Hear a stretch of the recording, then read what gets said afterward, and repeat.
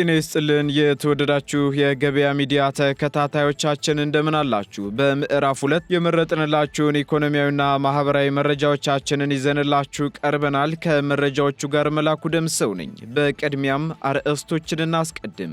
አስፈሪውና በእጅጉ ከባድ የሆነው በሽታ ኢትዮጵያ መግባቱ ተነግሯል። ይህን ተከትሎ የጤና ሚኒስቴር መግለጫና ማስጠንቀቂያ ሰጥቷል። ሙሉ መረጃውን እናጋራችኋለን። ባንኩ የውጭ ምንዛሬ ዋጋ ላይ ወይም ዶላር ላይ ጭማሪ ማድረጉ ተሰምቷል። በተጨማሪም የመንግስት ሰራተኞችን የቤት ችግር ለመፍታት የተመደበ ገንዘብ ይፋ ሆኗል። በዝርዝር የምትሰሙት ይሆናል። ስለ ኢንሹራንስ ኩባንያዎች አነጋጋሪ መረጃ ተሰምቷል። በዝርዝር ከምንመለከታቸው ዜናዎቻችን መካከል ይገኝበታል። ኢትዮጵያ የምርት ጥራት ማረጋገጫ ላቦራቶሪዋ እውቅና እንዲያገኝ መጠየቋ ተሰምቷል። የሚሉትንና ሌሎች የመረጥንላችሁን ኢኮኖሚያዊና ማህበራዊ መረጃዎቻችንን ይዘንላችኋል። እንዲሁም አዳዲስ እንዲሁም ትኩስ ኢኮኖሚያዊና ማህበራዊ መረጃዎቻችንን ለማግኘት ታዲያ የገበያ ሚዲያን እንድትወዳጁ እየጋበዝን በዝርዝር ወደምንመለከታቸው መረጃዎቻችን እናልፋለን። በመዲናችን አዲስ አበባ በሁለት ዲፕሎማቶች መንደር በአፍሪካ ሲዲሲና በቻድ ኤምባሲ መሃል በማራኪ የኮሪደር ልማት ደምቆ የሚታየው ዴምሲ ሪል ስቴት አዲስ ብሎክ መልቀቃችንን እያበሰርን ከአነስተኛ ወለል ጀምሮ በመረጡት የፍሎር አማራጭ ማግኘት ይችላሉ። በለቡ መብራት 65000 ካሬ ላይ የተንጣለሉ ግንባታቸው ከ30 እስከ 50% በደረሱ ብሎክ ከስቱዲዮ እስከ ባለ 4 መኝታ ቤቶችን በካሬ 78000 ብር አለያም 431000 ብር ቅድመ ክፍያ በመክፈል የቤት ባለቤት ይሁኑ እንሎታለን። 60% በሚደርስ የረጅም ጊዜ ባንክ አማራጭ ከወለድ ነጻ አገልግሎት ጋር አመቻችተናል። ቀድሞ ለሚመጡ ለ10 ዕድለኞች እስከ 30% የሚደርስ ቅናሽም አዘጋጅተናል። ለበለጠ መረጃና ለቢሮ ቀጠሮ እንዲሁም ሳይት ለመጎብኘት በ0968 7272 29 ላይ አሊያም በ0920 22 14 58 ላይ አሁኑኑ ይደውሉ። የግብር አሰባሰብ ሂደት ላይ የንግዱ ማህበረሰብ የሚያነሳቸውን የመልካም አስተዳደር ችግሮች ለመፍታት እየተሰራ ነው ተባለም። የንግዱ ማህበረሰብ የሚያነሳቸውን የግብር አሰባሰብ ሂደት ላይ ችግሮችን ለመፍታት እየተሰራ መሆኑን በምክትል ከንቲባ ማዕረግ የአዲስ አበባ ፐብሊክ ሰርቪስና የሰው ሀብት ልማት ቢሮ ኃላፊ ዶክተር ጀማሉ ጀንበር ተናግረዋል። ይህ የተባለውም የአዲስ አበባ ከተማ አስተዳደር ገቢዎች ቢሮ ባዘጋጀው የውይይት መድረክ ላይ ሲሆን በዚህም የንግዱ ማህበረሰብ ከሚያነሷቸው ጥያቄዎች መካከል የመልካም አስተዳደር ችግር ተጠቃሽና ቀዳሚ መሆኑ ተነስቷል። በተለይም ከሌብነትና ብልሹ አሰራር ጋር በተያያዘ የንግዱ ማህበረሰብ የሚያነሷቸው ችግሮች በተጨባጭ የሚታዩ እንደሆኑ የገለጹት ኃላፊው ይህንንም ለመቅረፍ የተለያዩ ስራዎች እየተሰሩ እንደሚገኙ አንስተዋል። በተጨማሪም የሀገርንና የመንግስትን ገጽታ የሚያበላሹ መሰል ብልሹ አሰራሮችን ለመቅረፍም የተቀናጀ የአገልግሎት አሰጣጥን ማዳበርና ቴክኖሎጂ ላይ መሰረት ያደረጉ አሰራሮችን ማጠናከር እንደሚያስፈልግም አሳስበዋል። ኢትዮጵያ ምርቷን የሚገዙ ሀገራት ለማር ምርት ጥራት ማረጋገጫ ላቦራቶሪዋ እውቅና እንዲሰጧት መጠየቋን የግብርና ሚኒስቴር አስታወቀም። ኢትዮጵያ በማርና ሰም ምርት ከአፍሪካ ቀዳሚ ሀገር ብትሆንም ከዘርፉ ማግኘት የሚገባትን የውጭ ምንዛሬ እያገኘች አይደለችም ሲሉ የግብርና ሚኒስትር ዴኤታው ዶክተር ፍቅሩ ረጋሳ ተናግረዋል። በዚህም በኢትዮጵያ የማር ምርት ጥራት ማረጋገጫ ላቦራቶሪ አለመኖሩ ከማር ምርት የሚገባትን ያህል የውጭ ምንዛሬ እንዳታገኝ ካደረጓት ምክንያቶች አንዱና ዋነኛው መሆኑን አንስተዋል። ሚኒስትር ዴኤታው ዶክተር ፍቅሩ አክለውም ኢትዮጵያ ወደ ውጪ የምትልከውን ማር ጥራቱን ለማረጋገጥ ጀርመን ሀገር ናሙና ተልኮ ጥራቱ ከተረጋገጠ በኋላ ወደ አውሮፓ ገበያ ይቀርብ እንደነበርም አስታውቀዋል። አሁን ላይ የማር ምርትን ከአመራረቱ ጀምሮ ጥራቱን የመጠበቅ ስራ በሀገር ውስጥ አቅም እየተሰራ መሆኑን ገልጸውም ኢትዮጵያ ውስጥ የማር ምርት ጥራት የሚረጋገጥበት ላቦራቶሪ መቋቋሙም ተነግሯል። ይህን ተከትሎም በሌማት ትሩፋት ፕሮግራም በትኩረት እየተሰራባቸው ከተለዩ ተግባራቶች አንዱ የንብ ማነብ ልማት ስራ መሆኑንም የጠቆሙት ሚኒስትር ዴኤታው በኢትዮጵያ ለንብ ማነብ ስራ ምቹ ሁኔታ በመኖሩ በዓመት በአማካኝ 500,000 ቶን ማር 50,000 ቶን ደግሞ የንብ ሰምና 500 ቶን የንብ ሙጫ የማምረት አቅም እንዳለም አብራርተዋል። የእሳትና ድንገተኛ አደጋን በዘላቂነት መከላከል የሚቻለው በልማት ነው ተባለም። ይህ የተባለውም የእሳትና ድንገተኛ አደጋ የሰራተኞች ቀን በዓለም አቀፍ ደረጃ ለ26ኛ ጊዜ በአገር አቀፍ ደረጃ ደግሞ ለ3ኛ ጊዜ በአዲስ አበባ ከተማ እየተከበረ ባለበት ወቅት ነው። በመርሃ ግብሩ ላይ የተገኙት የአዲስ አበባ ከተማ አስተዳደር ከንቲባ አዳነች አቤቤ የእሳትና ድንገተኛ አደጋ ስራ አመራር ኮሚሽን ዘመናዊ ቴክኖሎጂ የታጠቀ ተቋም እንዲሆን የተለያዩ ሪፎርሞች መደረጋቸውን ተናግረዋል። እሳትና ድንገተኛ አደጋን በዘላቂነት መከላከል የሚቻለው ደግሞ በልማት ነው ያሉት ከንቲባ አዳነች ከተማ አስተዳደሩ የከተማዋን ልማት የማከናወን ስራ ዜጎችን ከአደጋ መከላከል ተደርጎ ይወሰዳልን ብለዋል። የድንገተኛ አደጋ ሰራተኞች ትልቅ ክብር እንደሚገባቸውና ከተማ አስተዳደሩም በሁሉም መስክ ድጋፍ እንደሚያደርግላቸው ከንቲባ አዳነች ገልጸዋል። የአዲስ አበባ ከተማ እሳትና አደጋ ስጋት ስራ አመራር ኮሚሽን ኮሚሽነር አህመድ ሙሐመድ በበኩላቸው ኮሚሽኑ አደጋን የተመላከቱ የማስተማርና የማስገንዘብ ስራዎች እያከናወነ እንዳለም ገልጸዋል። እንዲሁም በፍጥነት አደጋ የተከሰተበት ስፍራ በመድረስም አፋጣኝ ምላሽ እየሰጠ እንደሚገኝ አክለዋል። በተጨማሪም ተቋሙ የ24 ሰዓት የአምቡላንስ አገልግሎት እየሰጠ እንደሚገኝ የጠቆሙት ኮሚሽነሩ በቴክኖሎጂ የታገዘና የተቀላጠፈ አገልግሎት እየሰጠ እንደሚገኝም ገልጸዋል። የኮሚሽኑ ሰራተኞችም የመዲናዋን ነዋሪዎች ሕይወትና ንብረት ለመታደግ የሕይወት መስዋዕትነት ለመክፈል ዝግጁ መሆናቸውም ተመላክቷል። የኢትዮጵያ አደጋ ስጋት ስራ አመራር ኮሚሽን ኮሚሽነር አምባሳደር ዶክተር ሽፈራው ተክለማርያም በበኩላቸው በራስ አቅም ራስን ለማገልገል ከፍተኛ ርብርብ እየተደረገ ይገኛል ብለው በዚህም ደግሞ በአዲስ አበባ ከተማ የተከናወነው ስራ ማሳያ ነው ብለዋል። ከተማዋ በፍጥነት እያስመዘገበች ያለችው እድገት ከዚህ በፊት ሲያጋጥም የነበረውን የአደጋ ስጋት እየቀነሰው እንደሚገኝ የገለጹት ደግሞ የአዲስ አበባ ከተማ አስተዳደር ስራ አስኪያጅ ኢንጂነር ወንድሙ ሴታ ናቸው። የዓለም የጤና ጉባኤ ታሪካዊ ያለውን የወረርሽኝ በሽታዎች ስምምነት አጸደቀም። ስምምነቱ የተደረሰው ደግሞ ከቀናት በፊት በ78ኛው የዓለም ጤና ጉባኤ ላይ ሲሆን ለ3 ዓመታት ከተካሄደ ያላሳለሰ ድርድር በኋላ መሆኑንም የዓለም ጤና ድርጅት ዳይሬክተሩ ዶክተር ቴድሮስ አድሃኖም ተናግረዋል።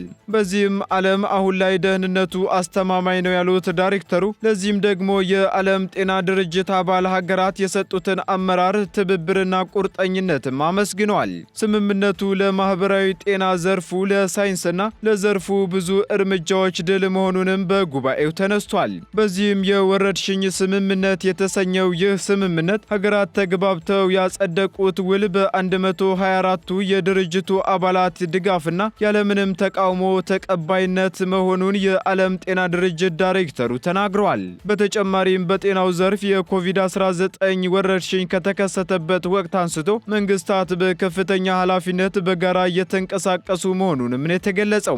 ስምምነቱን በተመለከተም የውሳኔ ሐሳቡን ተግባራዊነት በማዘጋጀት የዓለም ጤና ጉባኤ የሚወሰዱ እርምጃዎችንም ነድፏል ተብሏል።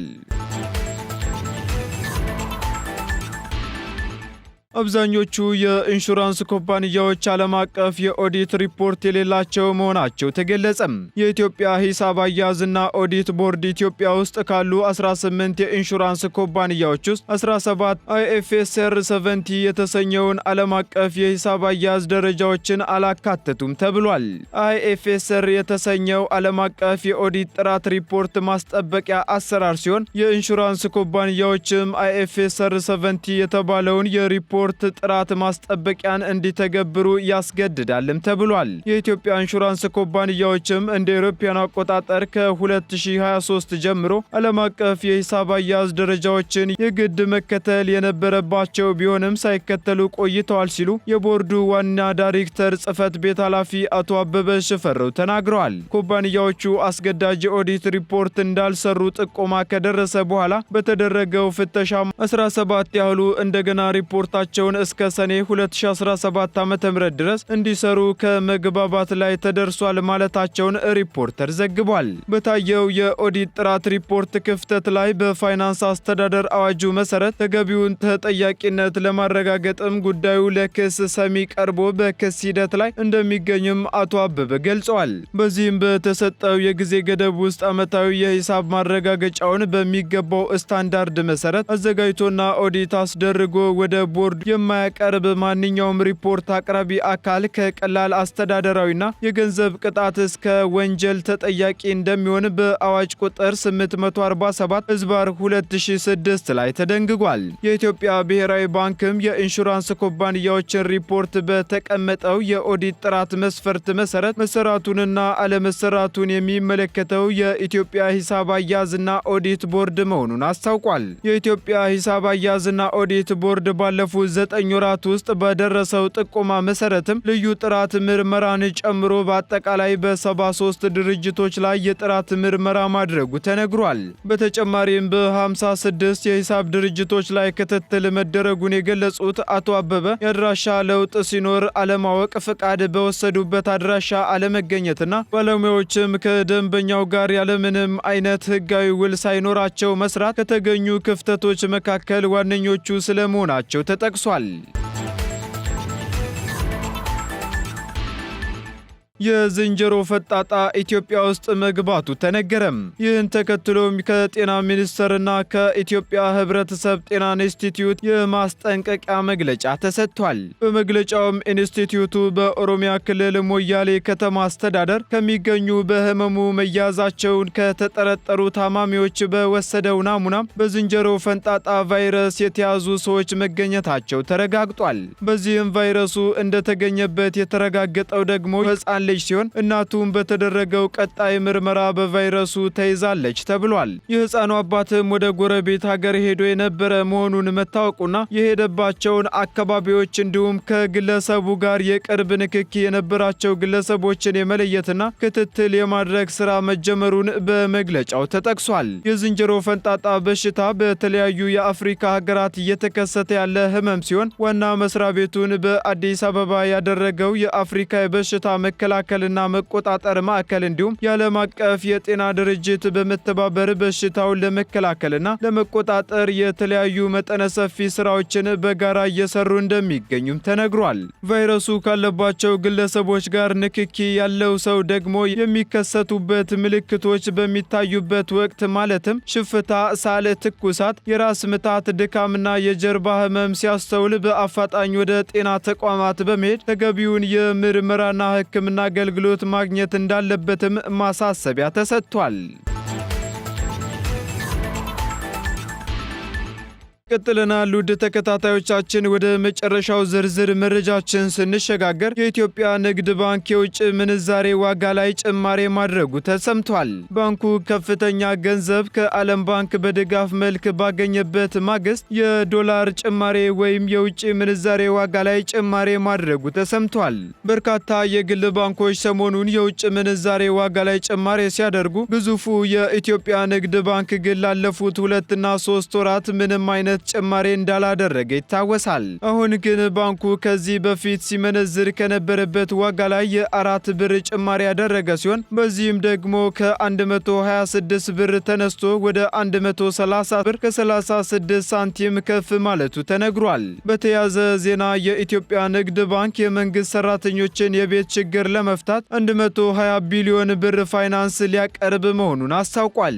ባንኩ ይህን ያስታወቀው ከአዲስ አበባ ከተማ አስተዳደር ጋር ሲሆን በመንግስት ሰራተኞች የቤት ልማት ፕሮጀክት ላይ በጋራ ለመስራት የመግባቢያ ሰነድ በተፈራረሙበት ወቅት ነው። የመንግስት ሰራተኞችን የቤት ችግር ለመፍታት ባንኩ በ20 ዓመት የሚከፈል 120 ቢሊዮን ብር ብድር በዝቅተኛ ወለድ ማቅረቡን የኢትዮጵያ ንግድ ባንክ ፕሬዝዳንት የሆኑት አቶ አቤሳኖ ተናግረዋል።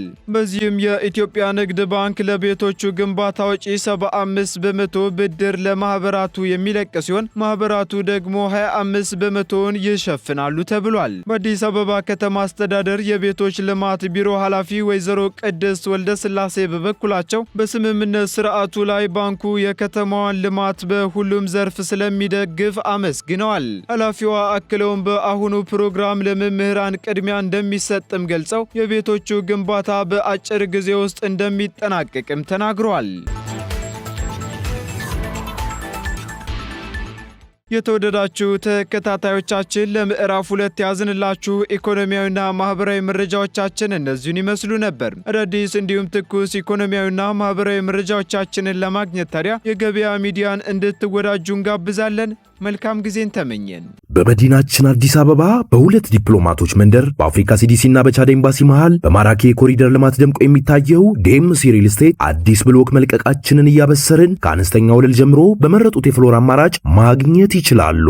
በለቡ መብራት 65000 ካሬ ላይ የተንጣለሉ ግንባታቸው ከ30 እስከ 50% በደረሱ ብሎክ ከስቱዲዮ እስከ ባለ 4 መኝታ ቤቶችን በካሬ 78000 ብር አለያም 431000 ብር ቅድመ ክፍያ በመክፈል የቤት ባለቤት ይሁኑ እንሎታለን። 60% በሚደርስ የረጅም ጊዜ ባንክ አማራጭ ከወለድ ነጻ አገልግሎት ጋር አመቻችተናል። ቀድሞ ለሚመጡ ለ10 ዕድለኞች እስከ 30% የሚደርስ ቅናሽም አዘጋጅተናል። ለበለጠ መረጃና ለቢሮ ቀጠሮ እንዲሁም ሳይት ለመጎብኘት በ0968 7272 29 ላይ አለያም በ0920 22 1458 ላይ አሁኑኑ ይደውሉ።